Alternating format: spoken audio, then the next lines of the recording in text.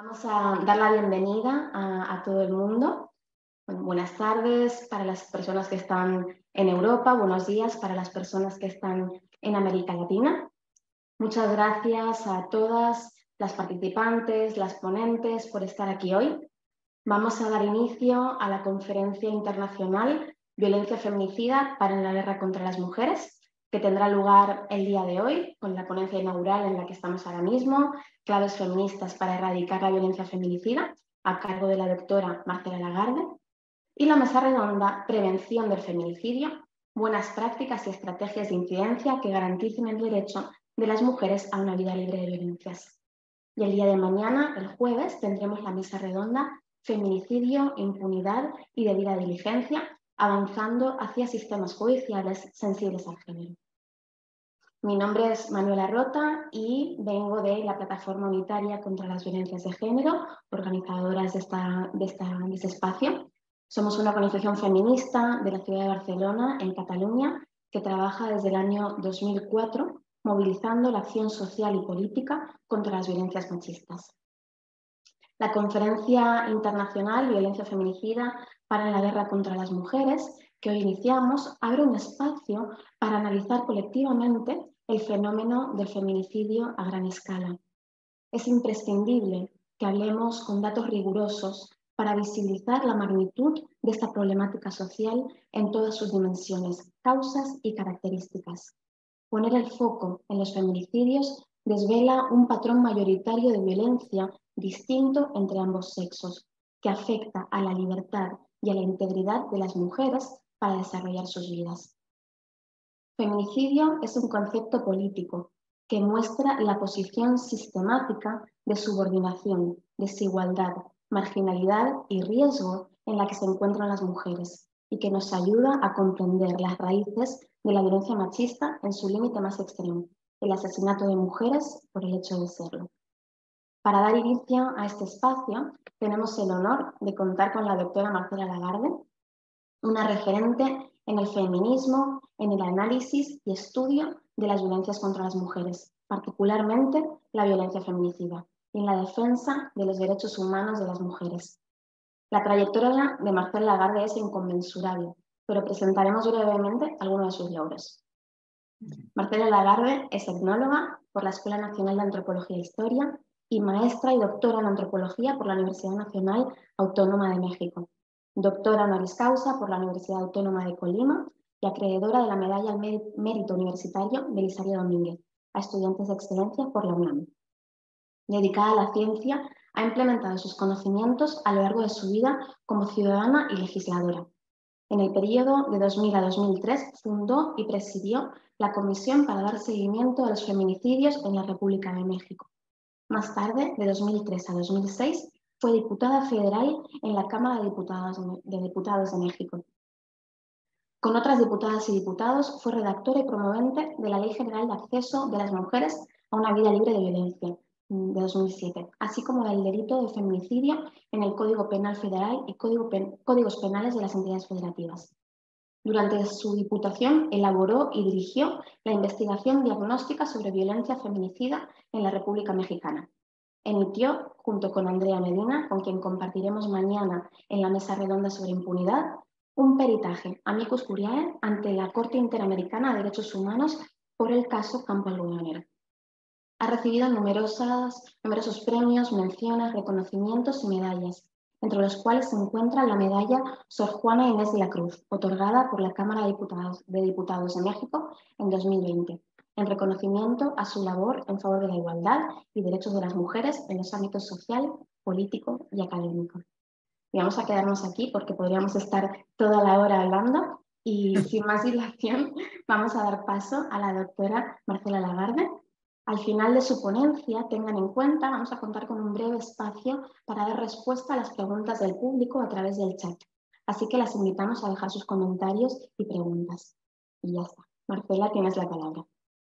Bueno, pues muchas gracias por la presentación, pero decir que no me apena porque cada currículum nuestro es una epistemología, por un lado, y por el otro lado es un conjunto de procesos políticos de género que nos definen, nos marcan enormemente de manera positiva por el feminismo. En ese marco del feminismo, a veces no tenemos clara ni conocimientos ni conciencia de cuál ha sido el proceso para que las cosas llegaran a donde están, o para que no se pueda avanzar, o al contrario, a veces nos preguntamos cómo ahora sí se pudo. O sea, y este es el tema del feminicidio. Quiero decirles que es un tema muy complejo, lo sabemos todas, pero sobre todo hace unas décadas era muy complicado porque no había manera de nombrarlo. No teníamos una concepción teórica que nos permitiera aprender el hecho, pero lo padecíamos. Yo recuerdo entonces y ahora la enorme frustración de ya tener recursos teóricos, recursos metodológicos y no poder tener la capacidad para aplicarlos. Escuché el concepto buenas prácticas. Es un concepto de moda, viene de la empresa, no viene de la reflexión ilustrada, científica, no es por ahí, es un mecanismo de evaluación casi mercantil, tener buenas prácticas. Y me parece, eso lo quiero juntar con el otro tema que en el título dice, paren la guerra contra las mujeres. Paren. ¿A quién nos dirigimos? ¿Para qué? O sea, si entendemos algo, sabremos que no le podemos decir a nadie que pare el feminicidio, porque eso no es lo que sucede en la historia, en los procesos históricos que implican a muchos actores, que implican distintas especialidades del conocimiento, indican experiencia de investigación y de accionar político. Entonces, yo no quise decir antes del evento que analizáramos qué pasa con ese título. Me lo reservé para aquí, para que yo quiero entrar con eso. O sea, he trabajado muchísimo, como todas nosotras, años tras años. Es imposible decirle a alguien que pare el feminicidio. Y no lo hagamos, ni a personeros de los gobiernos, de los estados, de organizaciones diversas, ni a nosotras mismas, porque entonces la gente nos pregunta por todas partes, oigan, ¿y cuándo se va a acabar el feminicidio? No, así no podemos preguntar nada. Necesitamos preguntar para saber la configuración del proceso y entonces sí abordarlo. Bueno, con esta entrada quiero orientar las claves que yo quiero dar aquí. Mi conferencia es Claves Feministas para todo el título largo que tiene. En los dos conceptos, claves y feministas, son muy propios de mí y de otras que hemos planteado frente a cualquier hecho, incluso para ir por la vida, la necesidad de hacerlo con conocimiento y desde luego con un principio de realidad. No hay una fuerza capaz de parar el feminicidio. No la hay. Entonces, ¿qué es lo que tenemos que hacer? Tenemos primero que nada lo que ya hemos hecho todas nosotras, nombrar el hecho, nombrar el fenómeno, como lo hacemos en este encuentro. Y eso, cuando supimos de los casos terribles de Ciudad Juárez, que fue un proceso de años en que se iniciaron las denuncias, se hicieron públicas, hubo silencio, hubo respuestas, o sea, pasaron muchas cosas cuando se planteó una crítica política a la construcción social en la que se dan los feminicidios. Eso es, digamos, el problema epistemológico. ¿Cómo es que suceden estos casos? Y aparecían, como lo llamó la señora Bermond, que fue la primera visitadora que tuvimos en México del Consejo de Europa. Ella vino a dar cuenta de las desapariciones de niñas y mujeres. Para eso se habían movilizado madres de familia, defensoras de derechos humanos, el movimiento amplio de mujeres, el movimiento feminista de la época. Estoy hablando de los 90s, mitad 1995, por ahí, cuando empezó esta avalancha de noticias sobre mujeres encontradas sin vida en la calle, en estacionamientos, en botes de basura, en lo que fuera. Ahí estaban sus cuerpos, no solamente asesinados con ellas mismas, sino además revictimizados muchas veces. Y bueno, se empezó a hablar de una forma casi del Dr. Jekyll y Mr. Hyde, se hablaba de asuntos diabólicos, se hablaba de representaciones rituales, sexuales, de potencia masculina. Muchas han sido las tesis interpretativas de qué pasa en Juárez. Y a mí, en 95, una diputada del gobierno federal que tenía injerencia en lo de Juárez, me pidió que fuera y me dijo, por favor, tú como antropóloga, explícanos qué es lo que pasa en Juárez, ¿no? Dinos qué pasa en Juárez.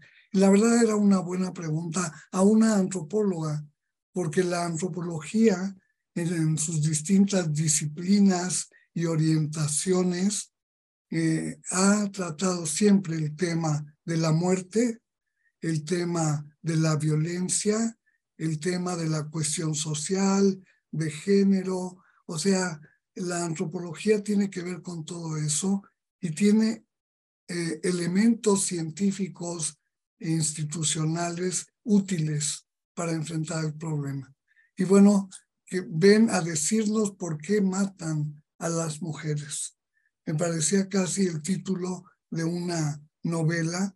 Todavía no había salido la novela del sueco sobre las mujeres que no sé qué aman a los hombres que no aman a las mujeres, pero eso me pidieron y en un fin de semana yo buscando mis textos, buscando cosas, bueno, ya no voy a contar toda la historia, está relatada, pero a mis compañeras de mi grupo feminista que tenían una librería feminista,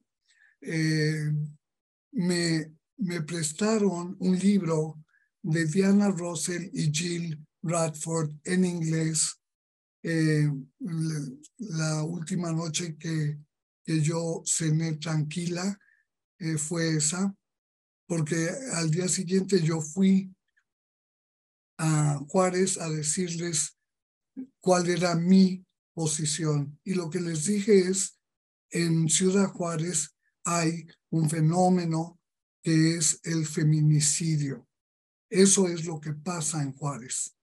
No solo son homicidios de mujeres, no solo son asesinatos de mujeres culposos, dolosos, no. además de eso, tenemos que verlos como la expresión de relaciones de dominación. Son relaciones de poder que se expresan quitando violentamente la vida a mujeres y niñas.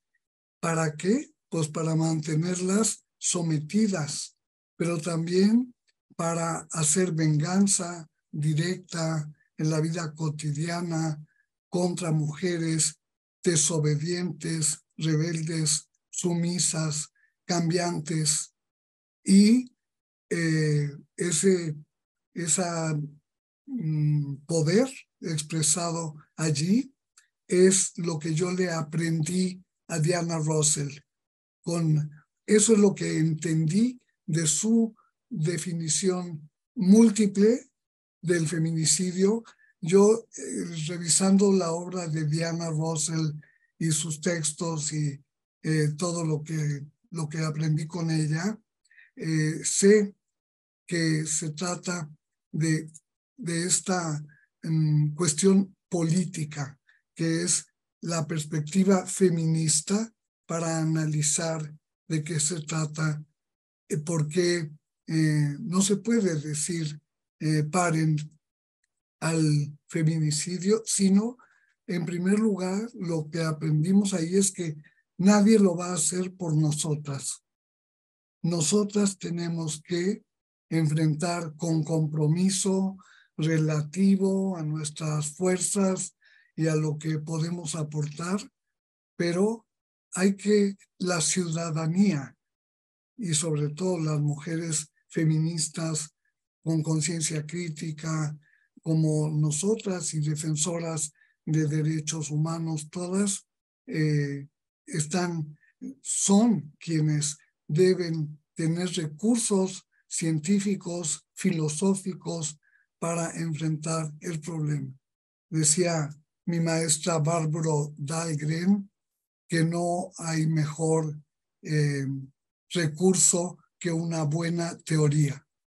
Y yo estoy convencida de eso también. Para poder resolver un problema complejo, requerimos una manera de abordarlo que sea compleja en términos de la complejidad que enunció Edgar Morin y que ayer volvió a aparecer en Europa. Edgar Morin, que debe tener 100 años y que ha sido el generador, auspiciador de la complejidad como una manera de pensar y de hacer política. Y bueno, vuelvo al tema de Ciudad Juárez, los 90s, y era, digamos, muy, muy difícil convencer de lo que estábamos diciendo. Había una tendencia al amarillismo en los medios de comunicación, a la desinformación. Los gobiernos nacional y local no tenían noción del problema, no tenían tampoco datos, no tenían cifras creíbles, y en parte por las cifras empezamos a hacer una investigación para tener nuestros propios datos y lo fuimos haciendo de manera muy empírica. No teníamos todavía el marco teórico, pero lo fuimos elaborando. El feminicidio, lo voy a decir breve, para Diana Russell y Jill Radford se trata de crímenes violentos, crímenes que arrancan violentamente la vida a las mujeres. Diana Russell me lo dijo así, me dijo, para mí estamos hablando de crímenes de odio contra las mujeres. Y estamos hablando no de hechos aislados, no de algún hombre que se enojó, sino estamos hablando de un proceso en que participamos todo el mundo, unos ejecutando las muertes violentas, que ni se conocen probablemente, que no están organizados para matar a mujeres, no tienen un club para eso, ni un partido político, no, actúan en la vida cotidiana, en los espacios de la vida, como decía Bourdieu. Ese es el punto. Y allí tienen en sus manos un poder absoluto al controlar si las mujeres viven o no viven. Y la verdad es que entender eso nos permitió entrarle con otro enfoque, viendo esos crímenes contra mujeres como crímenes de poder. Son crímenes de poder, de maltrato, de daño, de creación de sufrimiento y de creación de muerte. Producen muerte. Son crímenes enormemente productivos porque además, en general, le suceden a mujeres solas que no están con nadie, o en su casa, con su familia, o con su pareja, o con vecinos, o con amigos. O sea, ni hay un cuadro como pasa en las guerras de guerra, pero hay una actuación sistemática de violencia contra mujeres y niñas. Bueno, yo me quedé con la definición de Diana Russell y fui a Juárez a decirles, pues miren, lo que antropológicamente podemos decir es que, a diferencia de lo que cree mucha gente, los hombres que cometen feminicidio son hombres a veces pacíficos. Y mucha gente dice, pero si era tan amable, pero si saludaba a todo el barrio, pero si ayudaba a la abuelita, o sea, el asombro social, porque no cuadra con el esquema que tenemos de quiénes son los malos y quiénes son los buenos, de quiénes matan y quiénes a veces también sobreviven a la tentativa de feminicidio.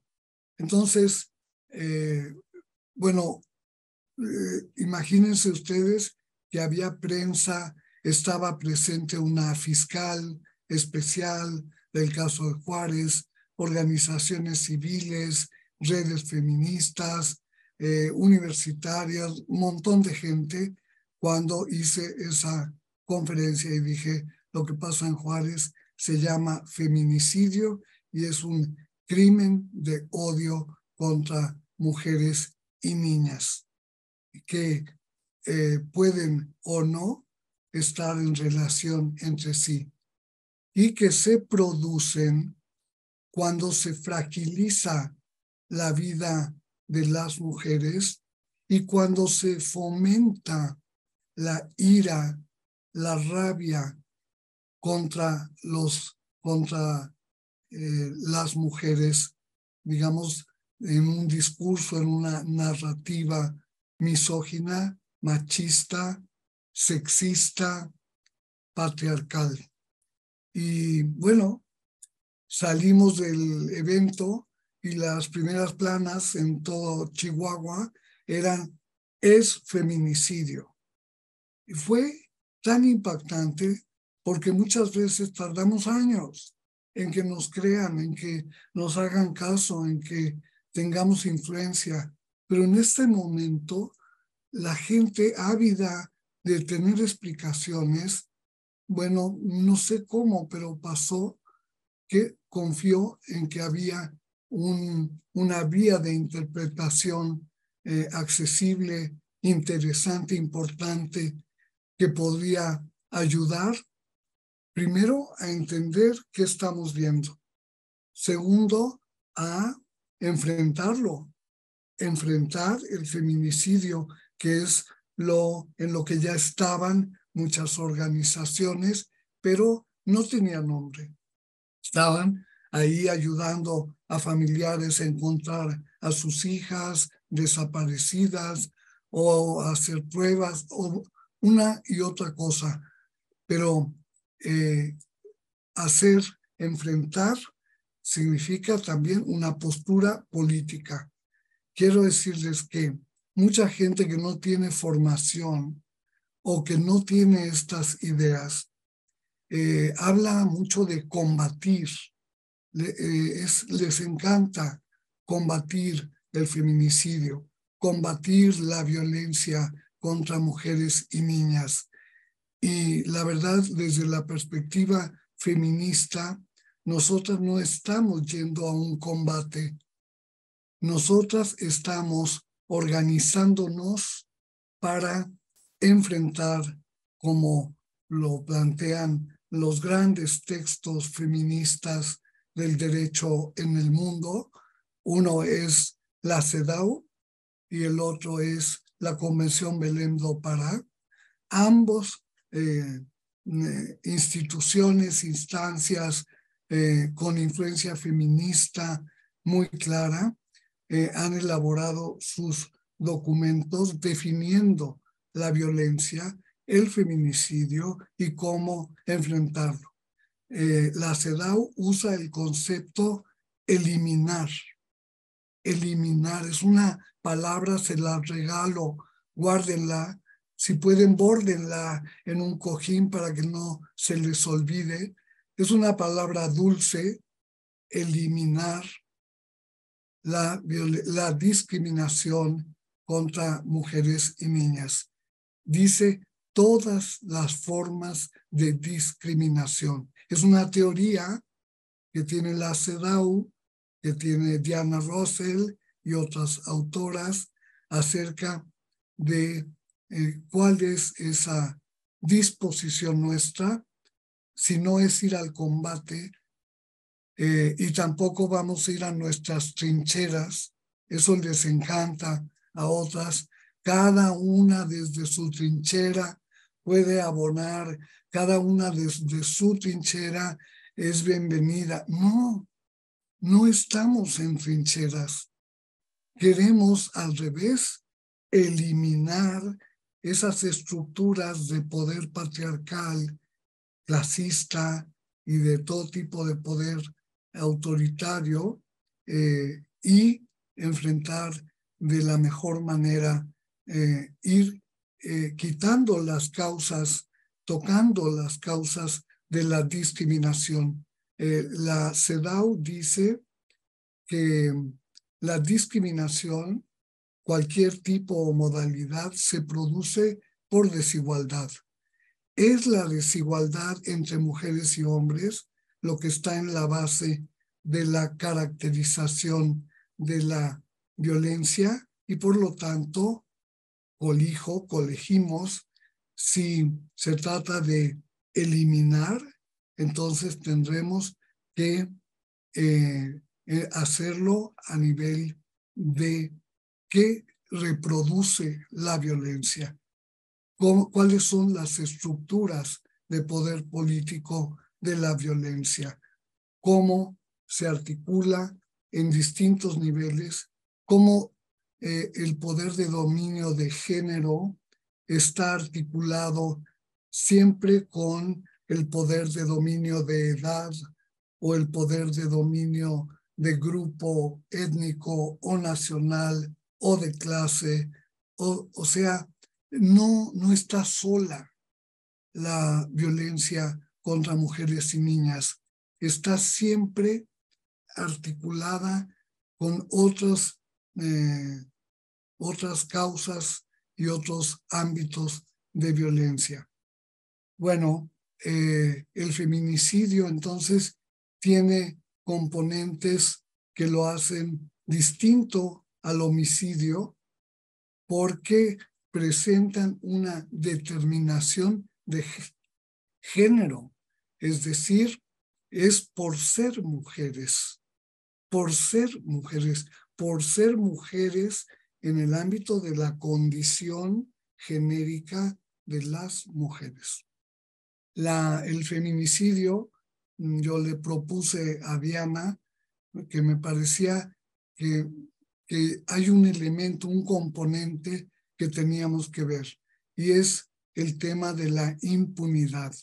Y yo propongo, y lo he hecho en todos mis textos, que se reconozca como componente del feminicidio la impunidad. O sea, si hago la pregunta al revés, si no hubiese impunidad, no habría feminicidio. Eso es clarísimo. El feminicidio, digo yo en mi definición, que pasó a la ley para enfrentar la violencia en México, digo yo que el feminicidio es la punta del iceberg de múltiples formas de violencia vividas por las mujeres que en ciertas circunstancias se condensan, se superponen, se potencian y se produce el feminicidio. Y se produce en sociedades, ámbitos sociales enormemente tradicionales en el sentido de género, y se produce con una gran tolerancia social hacia la violencia y hacia los violentos. O sea, siempre hay tolerancia social, a veces complicidad, a veces solo negligencia, pero todo eso abona a favor de que se reproduzcan las condiciones feminicidas y por lo tanto pueda ocurrir feminicidio. Ahora sabemos tanto que podríamos decir en un país, en una región, en un territorio, en donde es más factible que suceda el próximo feminicidio. Y a lo mejor nos equivocamos por 1 o 2 puntos, pero no más. En México, cada día mueren de manera violenta 12 mujeres. Tenemos ese indicador lacerante y terrible, sobre todo porque tenemos ya muchos años con la ley aprobada, con políticas públicas en marcha, que no se plasma en una disminución notable del número o de la forma o de la fuerza del feminicidio. Y Diana estuvo de acuerdo en que incluyéramos la impunidad. Lo subrayo porque por la formación política de cada una, Diana Russell era, y quiero darle un beso desde aquí, Diana Russell murió de COVID a finales del año, y bueno, pues la verdad la extrañamos, pero está aquí con su saber. Ella no, por su formación anarquista, ni siquiera veía al Estado, no se planteaba cosas con el Estado, ni interpretación que hace el Estado de lo que pasa, ni el papel cómplice que puede tener un Estado que no enfrente al feminicidio. Y bueno, Diana, cuando vino a México, me dio permiso, yo le pedí permiso de no traducir femicide, era la categoría que ella usa, femicide, sino feminicidio.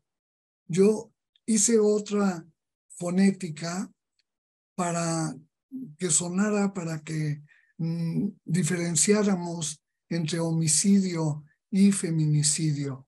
Y la verdad, la categoría llegó para quedarse en México en todos los textos, documentos, convenios, leyes.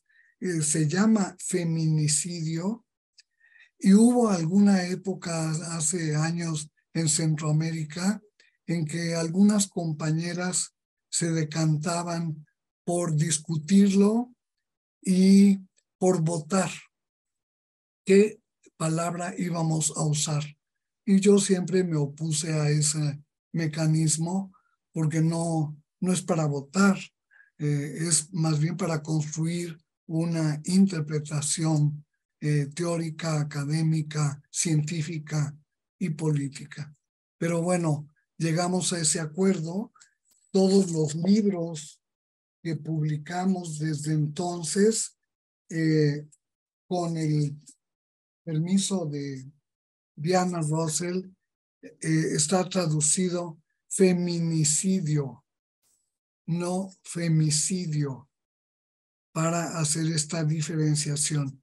Aquí está el primer libro, que es Femicide, The Politics of Women Killing, que es la interpretación que está en el texto de Diana, que es una antología de más de 10 países, y en el segundo libro que publicamos con ella y lo tradujimos, aquí está, lo pueden conseguir en la Cámara de Diputados, por internet, no sé. Este es Feminicidio, una perspectiva global. O sea, aquí todas las autoras tuvieron además que hacer la elaboración a modo, pensar globalmente. O sea, ¿qué beneficios tiene pensar lo local de manera global y qué beneficios tiene al revés? Y bueno, eso está aquí. El feminicidio en América Latina, que es otro volumen que publicamos ya hace varios años de expertas en el tema en América Latina, y aquí está coordinado por Rosalinda Fregoso, que es una compañera feminista formidable del Santa Cruz en Estados Unidos. Y entonces nosotras nos dirigimos a saber, teníamos que saber, teníamos que hacer investigación para poder entender y dejar de contestar qué creo. No es de creer, es de qué es evidente, qué no es evidente, etc. La otra dimensión de la impunidad, que es la impunidad en la comunidad, en la sociedad, y la impunidad en el Estado. El Estado juega un papel clave en el feminicidio. Sin Estado, hipotéticamente, no habría feminicidio. Pero hay feminicidio y hay Estado. Y una contradicción, una paradoja, que nosotras en toda nuestra trayectoria por la igualdad, por la democracia, por la paz, propugnamos acciones políticas civiles y de la sociedad política también, impulsamos eso. Contradictoriamente, exigimos al Estado moderno, que enfrente con su fuerza, sus recursos, sus mecanismos, sus instrumentos, el feminicidio. Y cómo el mismo Estado que está implicado, por lo menos por no hacer, por la impunidad, ese mismo Estado es del que estamos esperando que haga políticas públicas para enfrentar la desigualdad, que haga políticas de género para desmontar la violencia, que haga el Estado, y del otro lado la sociedad civil. Y en todo este proceso hemos vivido la denuncia, la exigencia de justicia por parte de los movimientos de mujeres y de derechos humanos. Y hemos exigido al Estado que cumpla con su obligación de mantener condiciones de vida con seguridad y confianza para las ciudadanas. Y eso es lo que está allí. El feminicidio, entonces, ojo, requiere pensar así, requiere pensar no solo en ese puntual homicidio, sino, si lo miramos como feminicidio, entender la situación de las mujeres en ese territorio, las necesidades de las mujeres, los recursos, los daños que han sufrido, etcétera, etcétera, hasta poder arribar a tener una propuesta, no para pedirle a nadie, sino para conjuntamente hacer las transformaciones sociales imprescindibles para erradicar la violencia contra mujeres y niñas. Y aquí me detengo en la palabra que usé, erradicar. Esa está en la Convención Belém do Pará, una convención que se hizo en Brasil y en la que, como pasó con la CEDAW en la ONU, esa coyuntura del impacto feminista por la igualdad, se expresó y, por un lado, la CEDAW surgió al amparo de esa conciencia crítica y la Convención Belém do Pará lo hizo desde América Latina. Es una convención cuyo paraguas de incidencia es América Latina y desde luego puede ampliarse a sus fronteras, a sus territorios. Podemos encontrar América Latina en Nueva York o podemos, como sucede, por ejemplo, con migrantes que van desde México o desde Chile o desde Haití, van a Nueva York y hasta allí encontramos feminicidio y por lo tanto tenemos que dar respuesta. Bueno, eso traté de ser breve pero elocuente porque no queda muy claro para la gente que no conoce estos textos y que no lee este tipo de literatura que leemos personas con mayor especialización. Pero decir que el gran paso para el feminismo ha sido, es un paso colectivo, ha sido asumir que es posible conocer, comprender, eliminar y erradicar las causas de la violencia feminicida contra mujeres y niñas. Es posible. Es la convicción fundada, basada en investigación antropológica, histórica, de todo tipo, psicológica, para abarcar toda la problemática de la que se trate. Finalmente, hicimos una magna investigación diagnóstica, y aquí se las traje.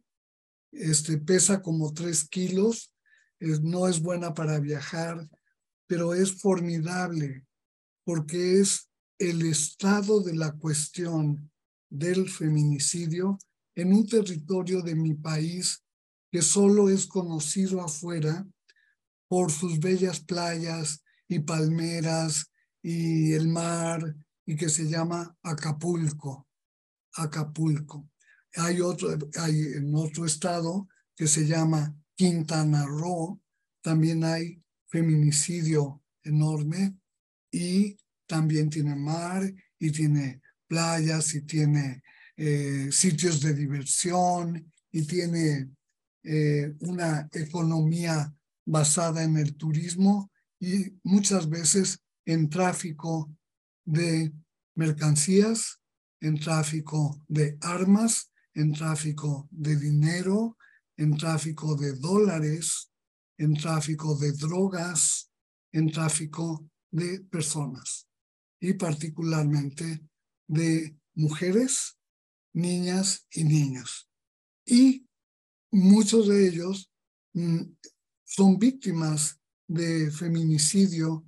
Algunos, como lo descubrí en Guatemala, sobreviven a actos de daño terribles por feminicidios no exitosos y la víctima se salva.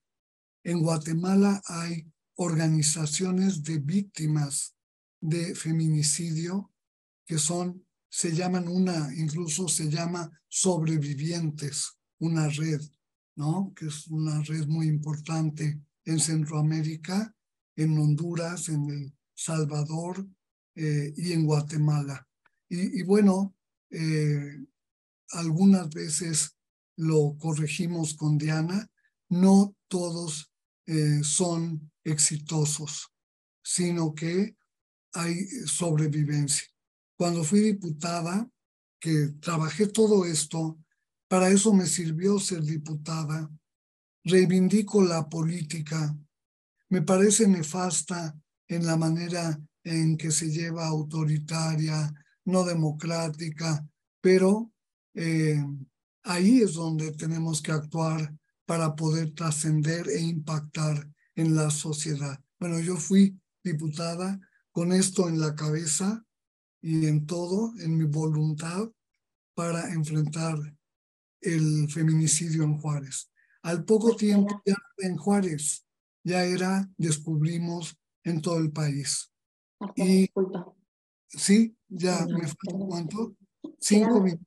Quedan 10 minutitos del espacio y tenemos un par de preguntas que recién llegaron. Bueno, si quieres, Te las paso.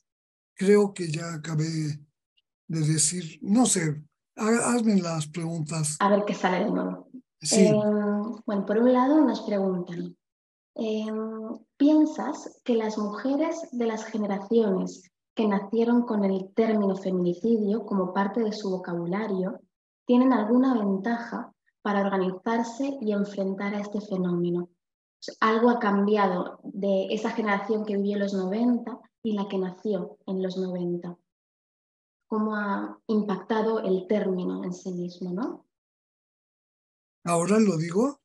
Bueno, yo pienso que sí, lo traté de decirlo todo el tiempo, no solo para las jóvenes o las recién llegadas, sino para todas nosotras, nombrar el mundo, dice María Milagros Rivera, nombrar el mundo en femenino, y yo le añado en feminista, nombrar el mundo en feminista nos permite ver cosas ocultas que no se ven si no hay unas gafas, decía Graciela Hierro, gafas moradas para mirar el mundo desde esa perspectiva a favor de los derechos humanos, de la igualdad, de la paz. Pienso que, claro que la gente joven o iniciática tiene avanzado mucho porque ha habido una proliferación de investigaciones de calidad, de orientación teórica y política, de ir normalizando conceptos como violencia feminicida, como feminicidio, como feminismo, como género, como todas las 10 conceptos fundamentales que sintetizan nuestra observación y conocimiento del mundo. Entonces, creo que sí, y sé además que hay más conciencia crítica, se conocen más, se difunde más, hay temas que están en las redes todo el tiempo, pero también están en las universidades donde se enseña perspectiva de género. Hay maestrías, doctorados, hay postdoctorados incluso, como el de mi querida Mabel Murín en Argentina. Y bueno, me parece que sí. Ahora, que como a otras, como a mí, como a ti, todas, somos sujetas del conocimiento. Tenemos que realizar una labor intelectual de aprendizaje. Tenemos que estudiar feminismo. Tenemos que saber feminismo y dejar de pensar que el activismo benevolente con las mujeres es la solución a algo. No lo es.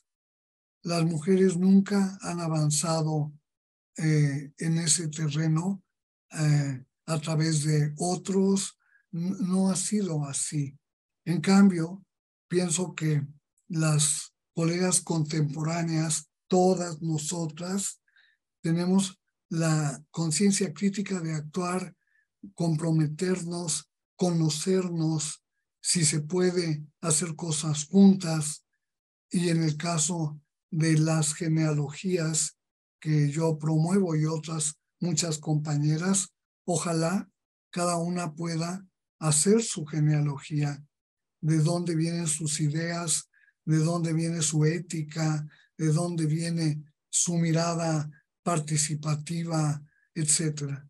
O sea, hay caldo de cultivo y bueno, espero que todo resulte muy bien, pero nunca en la historia de la humanidad, si existe eso, que lo dudo mucho, más bien hay historias de los mundos conocidos, pero nunca antes había habido tantos millones de mujeres feministas. Nunca.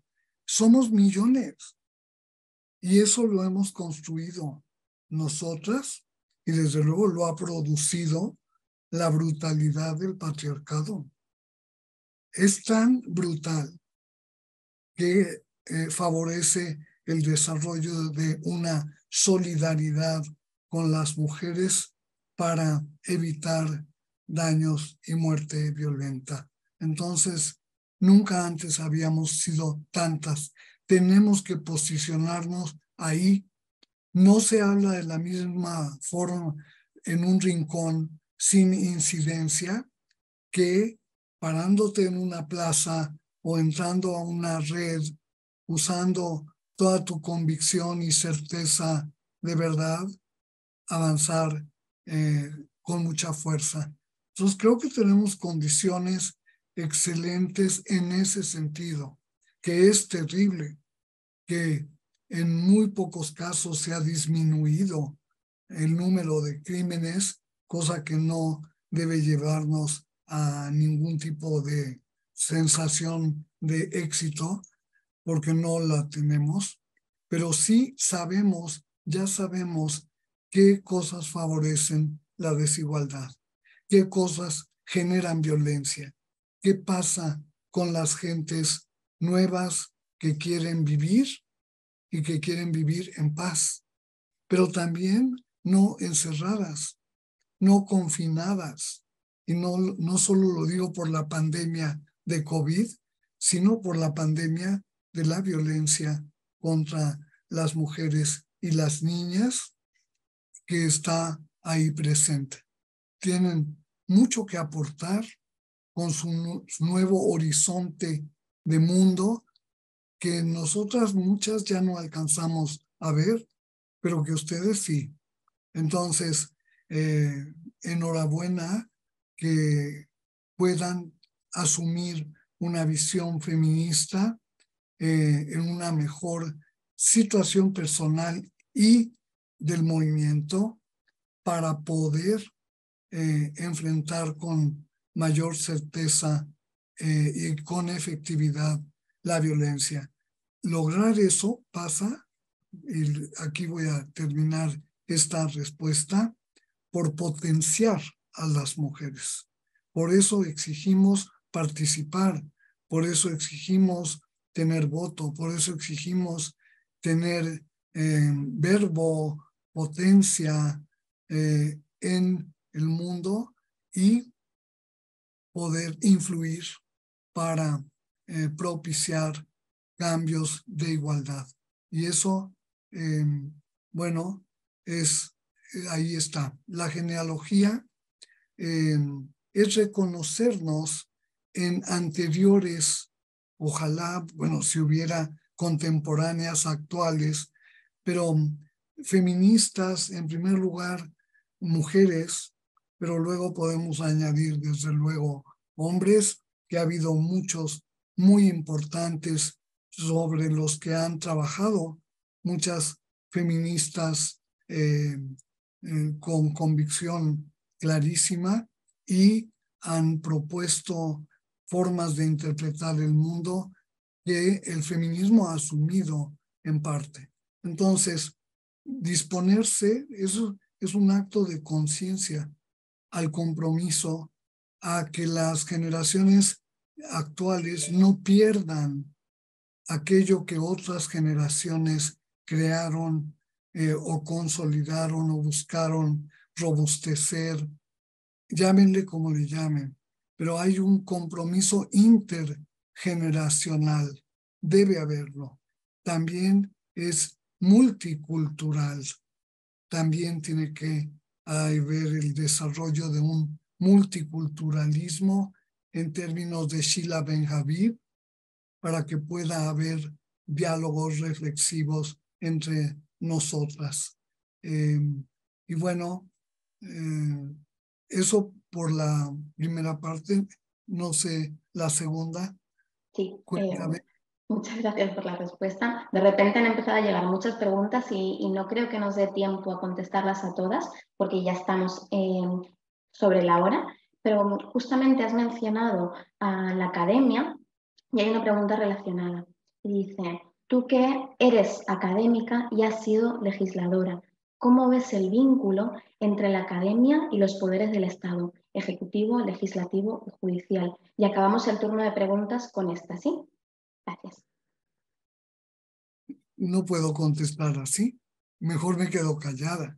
Yo veo muy, muy necesario y posible el vínculo comprometido de la academia, de las universidades y en nuestros países las universidades públicas, pero también las privadas, para impulsar todos estos conocimientos para que no se pierdan, para usarlos en investigación, para conocer cómo le estamos haciendo para la construcción de los derechos humanos de mujeres y niñas. Ese es el quid, ese es el tema.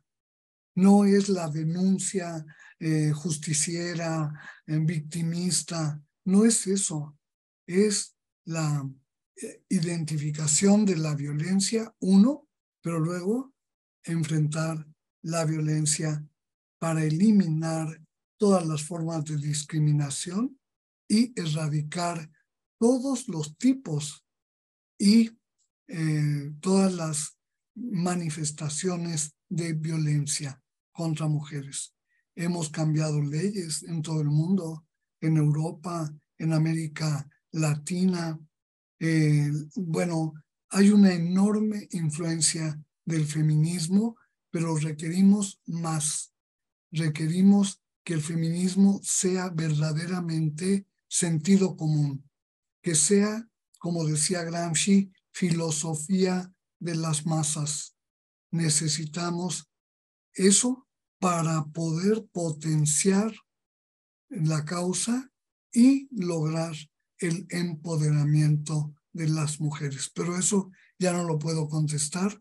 Es una de las caminos que hemos identificado para erradicar la violencia.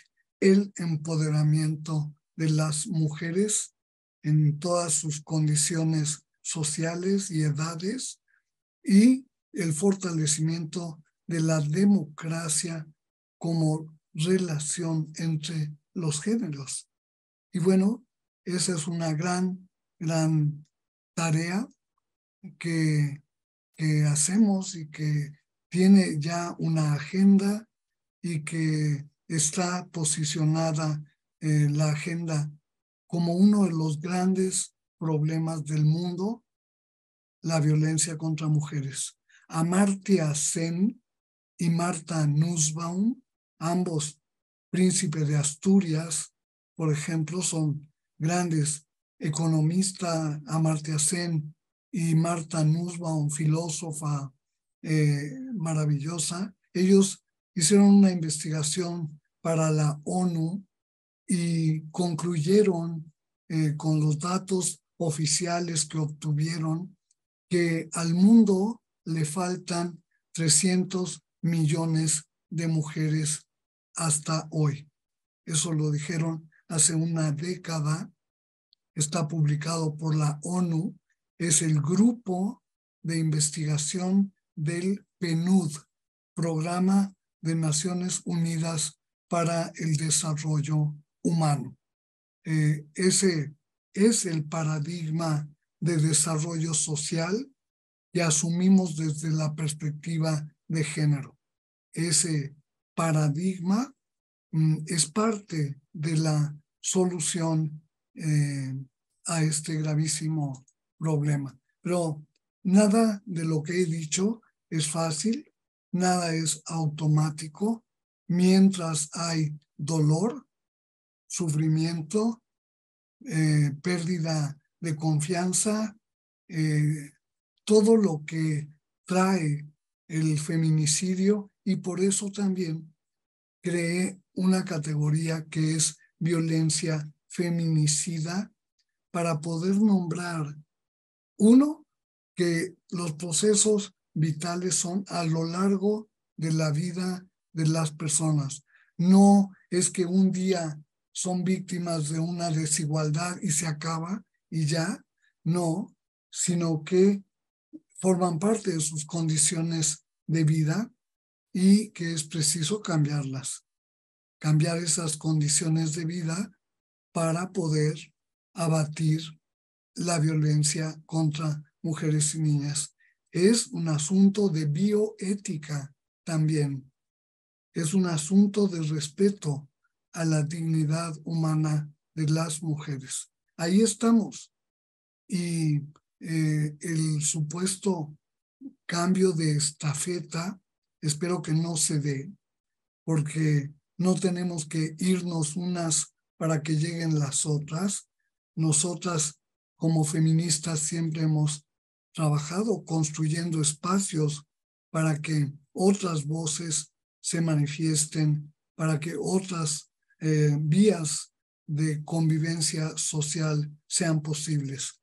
Otro mundo es posible, dice la leyenda del cambio de milenio. Otro mundo es posible también para que la vida de las mujeres cumpla el primer derecho humano que aprobó la Cumbre de Viena. Y el primer derecho humano fue el derecho de las mujeres a vivir conforme una vida libre de violencia. Y bueno, ese primer derecho humano marca la política feminista frente a la violencia, pero también marca la política feminista en el arte, la política feminista en la ciencia, en la historia, en toda la creatividad posible. O sea, no puede haber soluciones aisladas de cambios profundos estructurales. Tenemos que pensar así y pensar globalmente también. Y bueno, ahí lo voy a dejar por si hay otra pregunta. Hay más preguntas, pero nos quedamos sin tiempo y tenemos que dar también, o sea, ahora empezamos con la siguiente mesa redonda, así que no sé si te paso una pregunta más, ¿te parece? Y cerramos aquí, ¿sí? Tú nos diriges, sí. Sí, bueno, también porque o sea, es un honor contar contigo, entonces también, o sea, claramente queremos escucharte. Sí, pero una cosa, no quitemos tiempo a la Exacto, mesa redonda, ¿no? exacto, por eso y también, bueno, todo un conjunto de cosas, ¿no? A las personas asistentes que también tienen programada su escucha, digamos, su presencia aquí. Una pregunta, bueno, creo que puede ser bastante sencilla o no. Pero dice, ¿usted cree que el concepto de feminicidio puede aplicarse a la infancia? ¿A quién? A la infancia. No entendí Ay, la palabra. a la A la infancia. infancia, Sí. la mencioné desde la primera línea que dije, mencioné a las niñas todo el tiempo. Ujú. Todo el tiempo. Y la gente luego me ve, se me dio, ¿es por qué esta señora siempre habla de las niñas? Y hablo de las niñas porque pertenezco a esa generación que siendo niña tuve acceso al estudio, al trabajo, al desarrollo, a muchas cosas.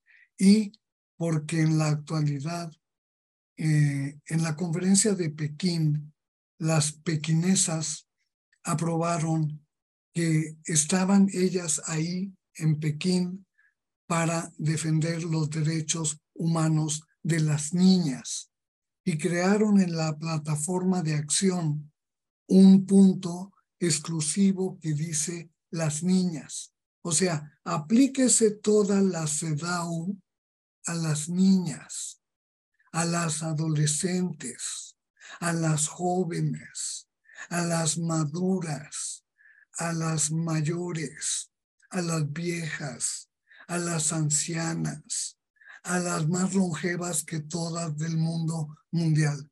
O sea, eh, estas categorías, desgraciadamente, en ellas hay feminicidio.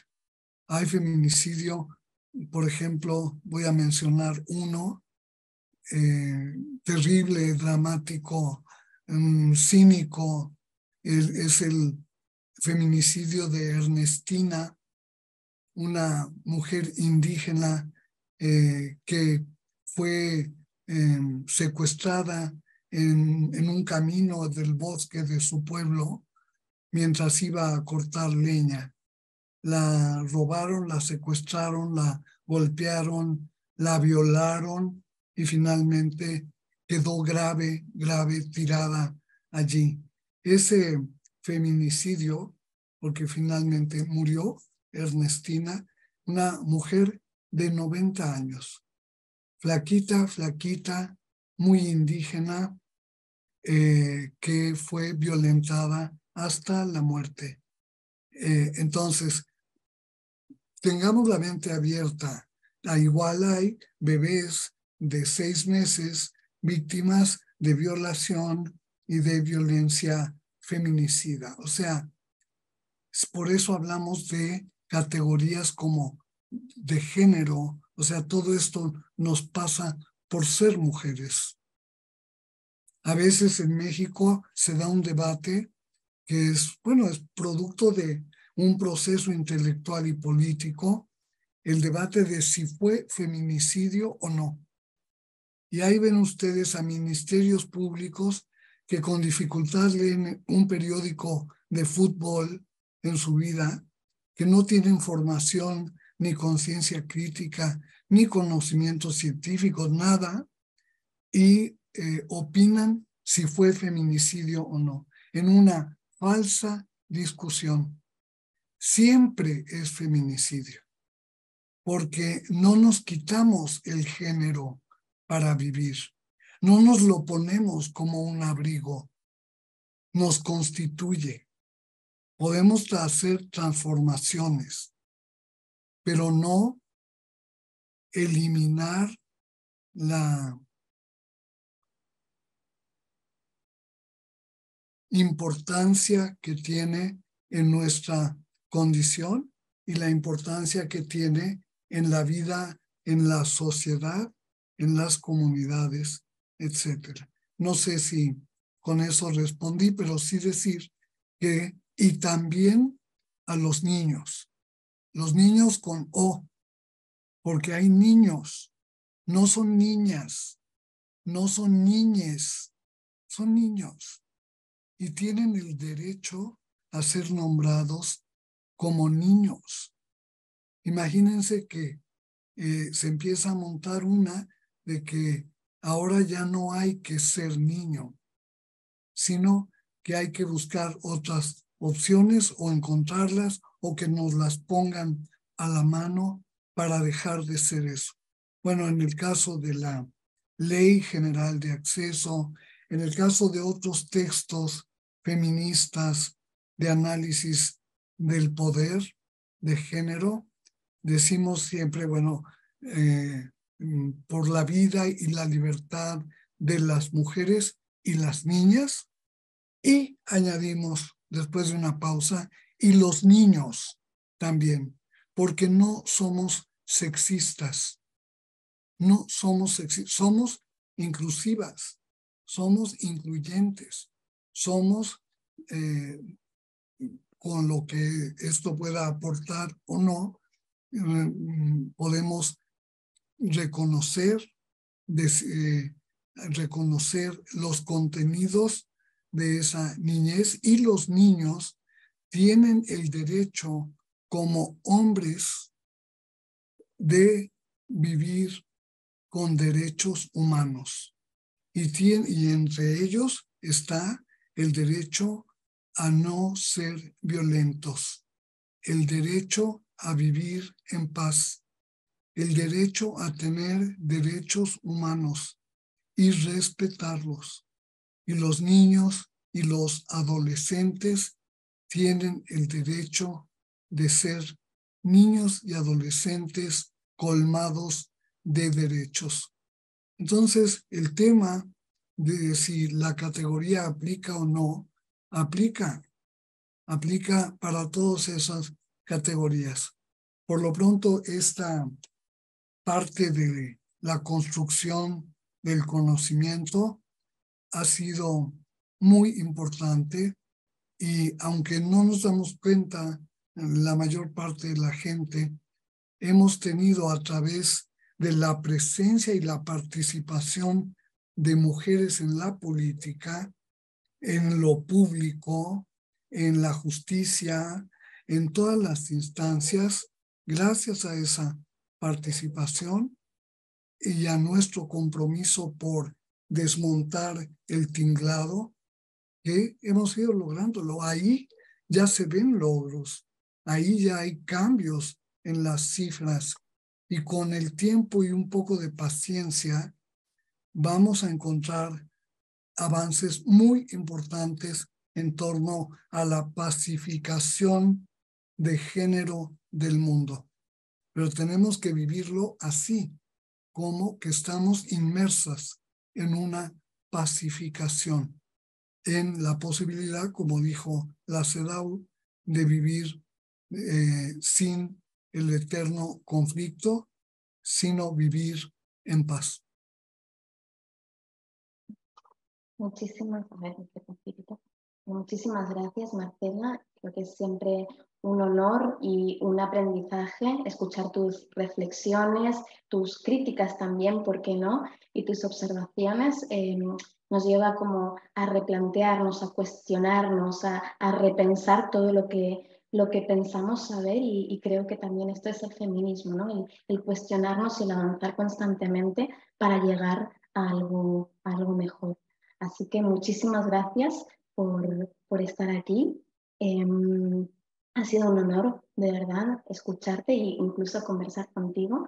Y bueno, quedan algunas preguntas por contestar, pero espero que en el siguiente espacio, en la mesa redonda, donde trabajaremos o trataremos el tema de la prevención del feminicidio, muchas de estas preguntas también puedan ser contestadas. Así que muchísimas gracias, Marcela. Te invito también a quedarte en el espacio siguiente a escuchar a las compañeras Sí. y al resto de personas que también se queden. Yo Compartan sigo sus ligada experiencias. por el Zoom. Tú estás ligada por el Zoom, sí. Apagas la cámara para que puedas moverte libremente y ya está.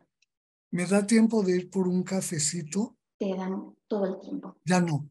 Sí, sí que te da, Bueno, sí que te da. sí me da. Oye, Sí y que te da. muchas gracias por interesarse en mis reflexiones y en mis acciones. Yo siempre me he sentido muy acompañada, y eso no quiere decir que pensemos igual. No somos del pensamiento único.